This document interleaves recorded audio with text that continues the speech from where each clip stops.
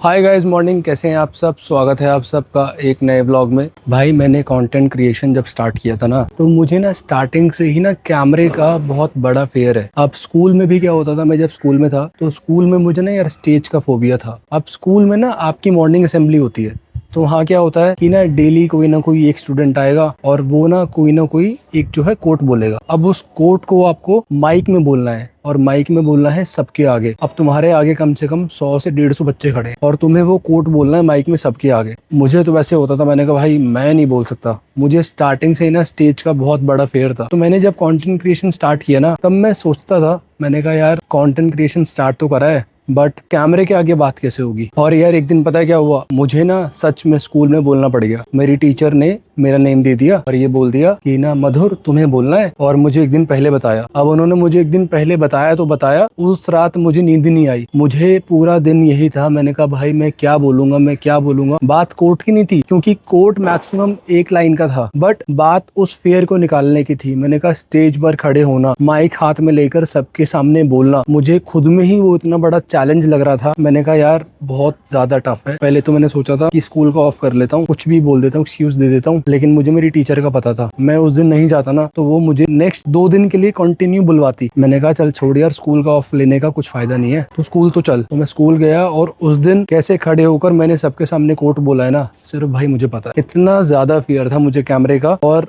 मुझे खुद कभी कभी ट्रस्ट नहीं होता कि मैं आज कैमरे के आगे खड़ा होकर बात करता हूँ। और जब मैंने कंटेंट बनाना स्टार्ट किया था ना, आज से लगभग 6 महीने पहले, तब मुझे यही लगता था। मैंने कहा भाई सिंपल रील बना के डालनी है जिसमें तुझे अपनी आवाज डालनी है, बस। कौन सा तुझे कैमरे के आगे आके बात करनी है, तो इतना डर मत, तू स्टार्ट कर। मैंने कहा वीएन रिकॉर्ड करके डालना, अपनी आवाज जो है बैकग्राउंड में चलाना is very much easier than खुद कैमरे के आगे बात करना। क्योंकि अगर तब मुझे बोला गया होता ना कि ना तुझे कैमरे के आगे आके बात करनी है फ्रॉम डे 1, मैं कभी स्टार्ट ही नहीं करता। मैं लिटरली कभी स्टार्ट नहीं करता भाई, मैं तो कैमरे के आगे आऊंगा ही नहीं। क्योंकि जब आप वीएन रिकॉर्ड करते हो ना और जब आप कैमरे के आगे आके बात करते हो, तो वीएन में तो आप कैसे भी कर लो, आपकी आवाज चली जानी है, आप उसमें कट्स लगा दोगे। अब कट तो मैं यहाँ भी लगा सकता हूँ जब मैं कैमरे के आगे आके बात कर रहा हूँ, लेकिन अभी मुझे अपने फेस एक्सप्रेशंस, मुझे अपनी स्पीच, मुझे क्या बोलना है, मुझे कैमरे में देखना है, मेरा ध्यान यहाँ वहाँ ना जाए, मुझे एकदम फोकस्ड होके बात करनी है। तो ये सब चीजें होती हैं जब आप कैमरे के आगे आके बात करते हो। भाई कंटेंट क्रिएट करते करते ना 4-5 महीने हो चुके थे ऑलमोस्ट। तो एक दिन ना जलज का फोन आया और उसने मुझे बोला ना मैंने एक नई रील बनाई है जिसमें ना मैंने कैमरे के आगे आके बात करी है। हम क्या करते थे, हम ना रेसिपीज दिखाते थे और हमने ना रेसिपीज के शॉट चलाए, पीछे अपनी आवाज डाल दी और बता दिया कि ना ये रेसिपी कैसे बनती है। अब वो चीज हो गई खत्म। बट अब जब मुझे बोला जलज ने, भाई अपनी ना फेस की वैल्यू तुझे ऐड करनी पड़ेगी, क्योंकि तब तक ना ब्रांड्स नहीं आएंगे। अब जब तक तू फेसलेस रहेगा, कोई ब्रांड तुझे अप्रोच नहीं करेगा। हो सकता है कर भी जाए, लेकिन बहुत अच्छे ब्रांड्स नहीं आएंगे, क्योंकि तेरे फेस की वैल्यू ऐड करना बहुत जरूरी है। क्योंकि तब मैं ना ही व्लॉग्स डालता था और ना ही मैं कैमरे के आगे आके बात करता था। तो अब मैंने सोचा, मैंने कहा भाई बात तो ठीक है बट होगा कैसे, क्योंकि मुझे तो कैमरे का बहुत बड़ा फोबिया था। अब मैंने कहा भाई कुछ करना पड़ेगा। अब 10 दिन हो गए, 15 दिन हो गए, तो हमारी दोबारा बात हुई। उसने मुझे फिर वही सेम चीज बोली कि ना तुझे कैमरे के आगे आके बात करनी पड़ेगी। अब देखो जो ये पीछे बंदा देख रहा है ना, ये मुझे बहुत ध्यान से देख रहा है कि मैं कर क्या रहा हूँ। मैं रिकॉर्ड कर रहा था और ये इतनी दूर से भैया ने मुझे देख लिया और अब चैनल का नाम पूछ रहे हैं।